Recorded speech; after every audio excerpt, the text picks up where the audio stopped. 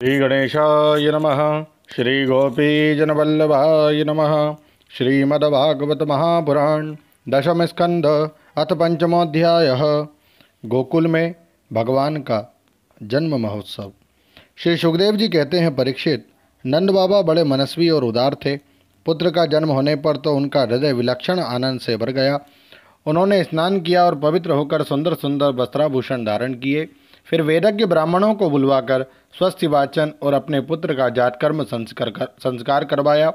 साथ ही देवता और पितरों की विधि पूर्वक पूजा भी करवाई।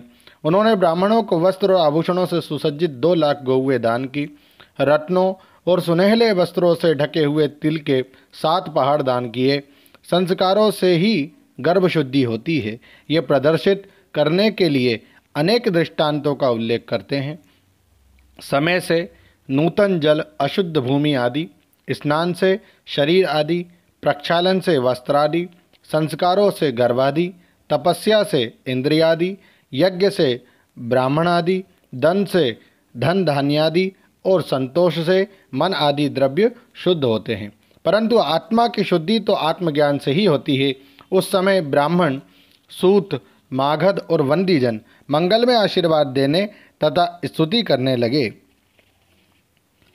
गायक गाने लगे, भेरी और दुंदुभियाँ बार बार बजने लगी। ब्रजमंडल के सभी घरों के द्वार, आंगन और भीतरी भाग झाड़ बुहार दिए गए। उनमें सुगंधित जल का छिड़काव किया गया। उन्हें चित्र विचित्र ध्वजा, पताका, पुष्पों की मालाओं, रंग बिरंगे वस्त्र और पल्लवों की बंधनवारों से सजाया गया। गाय, बैल और बछड़ों के अंगों में हल्दी तेल का लेप कर दिया गया और उन्हें गेरू आदि रंगीन धातुएं, मोरपंख, फूलों के हार, तरह तरह के सुंदर वस्त्र और सोने की जंजीरों से सजा दिया गया। परीक्षित, सभी ग्वाल बहुमूल्य वस्त्र, गहने, अंग रखे और पगड़ियों से सुसज्जित होकर और अपने हाथों में भेंट की बहुत सी सामग्रियां ले लेकर नंद बाबा के घर आए। यशोदा जी के पुत्र हुआ है, यह सुनकर गोपियों को भी बड़ा आनंद हुआ। उन्होंने सुंदर सुंदर वस्त्र, आभूषण और अंजन आदि से अपना श्रृंगार किया। गोपियों के मुख कमल बड़े ही सुंदर जान पड़ते थे। उन पर लगी हुई कुमकुम ऐसी लगती मानो कमल की केसर हो। उनके नितंब बड़े बड़े थे। वे भेंट की सामग्री ले लेकर जल्दी जल्दी यशोदा जी के पास चली। उस समय उनके पयोधर हिल रहे थे। गोपियों के कानों में चमकती हुई मणियों के कुंडल झिलमिला रहे थे। गले में सोने का हार, हैकल या हुमेल जगमगा रहे थे। वे बड़े सुंदर सुंदर रंग बिरंगे वस्त्र पहने हुए थे। मार्ग में उनकी चोटियों में गूंथे हुए फूल बरसते जा रहे थे। हाथों में जड़ाऊ कंगन अलग ही चमक रहे थे। उनके कानों के कुंडल, पयोधर और हार हिलते जाते थे। इस प्रकार नंद बाबा के घर जाते समय उनकी शोभा बड़ी अनूठी जान पड़ती थी। नंद बाबा के घर जाकर वे नवजात शिशु को आशीर्वाद देती, यह चिरजीवी हो, भगवान इसकी रक्षा करो, और लोगों पर हल्दी तेल से मिला हुआ पानी छिड़क देती तथा ऊंचे स्वर से मंगल गान करती थी। श्री भगवान श्री कृष्ण समस्त जगत के एकमात्र स्वामी हैं। उनके ऐश्वर्य और माधुर्य, वात्सल्य सभी अनंत है। वे जब नंद बाबा के ब्रज में प्रकट हुए, उस समय उनके जन्म का महान उत्सव मनाया गया। उसमें बड़े बड़े विचित्र और मंगलमय बाजे बजाए जाने लगे। आनंद से मतवाले होकर गोपगण एक दूसरे पर दही, दूध, घी और पानी उड़ेलने लगे। एक दूसरे के मुंह पर मक्खन मलने लगे और मक्खन फेंक फेंक कर आनंदोत्सव मनाने लगे। नंद बाबा स्वभाव से ही परम उदार और मनस्वी थे। उन्होंने गोपों को वस्त्रों से बहुत से वस्त्र, आभूषण और गौवें दी।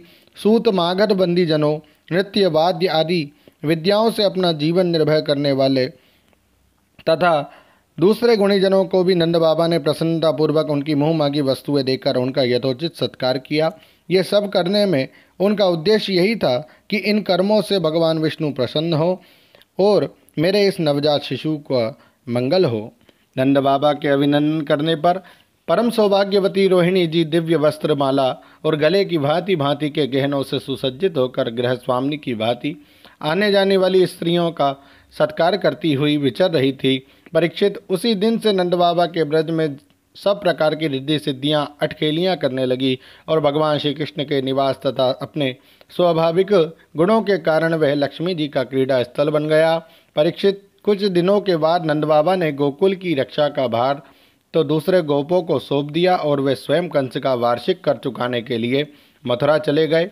जब वसुदेव जी को यह मालूम हुआ कि हमारे भाई नंद जी मथुरा में आए हैं और राजा कंस को उसका कर भी दे चुके हैं, तब वे जहाँ नंद बाबा ठहरे हुए थे वहाँ गए। वसुदेव जी को देखते ही नंद बाबा सहसा उठकर खड़े हो गए, मानो मृतक शरीर में प्राण आ गया हो। उन्होंने बड़े प्रेम से अपने प्रियतम वसुदेव जी को दोनों हाथों से पकड़कर हृदय से लगा लिया। नंद बाबा उस समय प्रेम से विभल हो रहे थे। परीक्षित, नंद बाबा ने वसुदेव जी का बड़ा स्वागत सत्कार किया। वे आदर पूर्वक आराम से बैठ गए। उस समय उनका चित्त अपने पुत्रों में लग रहा था। वे नंद बाबा से कुशल मंगल पूछकर कहने लगे।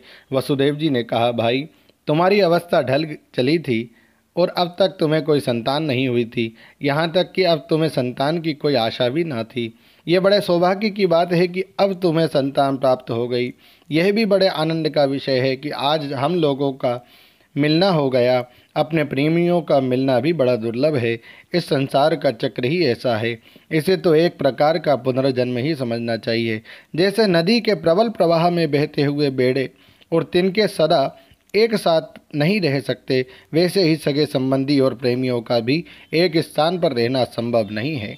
यद्यपि वह सबको प्रिय लगता है, क्योंकि सबके प्रारब्ध कर्म अलग अलग होते हैं। आजकल तुम जिस महावन में अपने भाई बंधु और स्वजनों के साथ रहते हो, उसमें जल, घास और लता पत्रादि तो भरे पूरे हैं ना। वह वन पशुओं के लिए अनुकूल और सब प्रकार के रोगों से तो बचा है। भाई, मेरा लड़का अपनी माँ रोहिणी के साथ तुम्हारे ब्रज में रहता है। उसका लालन पालन तुम और यशोदा जी करते हो, इसलिए वह तो तुम ही को अपने पिता माता मानता होगा। वह अच्छी तरह है ना।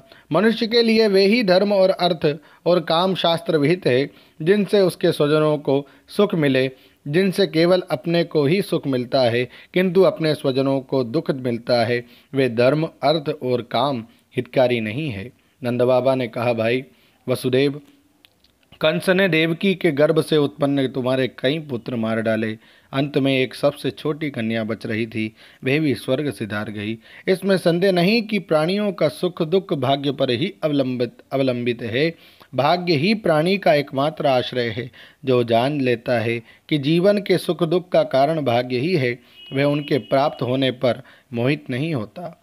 वसुदेव जी ने कहा, भाई, तुमने राजा कंस को उसका सालाना कर चुका दिया। हम दोनों मिल भी चुके। अब तुम्हें यहाँ अधिक दिन नहीं ठहरना चाहिए, क्योंकि आजकल गोकुल में बड़े बड़े उत्पात हो रहे हैं। श्री सुखदेव जी कहते हैं, परीक्षित, जब वसुदेव जी ने इस प्रकार कहा, तब नंद आदि गोपों ने उनसे अनुमति ली। वेलों से जुते हुए छकड़ों पर सवार होकर गोकुल की यात्रा की। ओम नमो भगवते वासुदेवाय। श्रीमद्भागवते महापुराणे पारमहंस्यां संहितायां दशम स्कंधे पूर्वार्धे नंद वसुदेव संगमो नाम पंचमोऽध्यायः। श्रीराधाकृष्णार्पणमस्तु। हरये नमः, हरये नमः, हरये नमः। जय श्री कृष्ण। जय जय श्री राधे।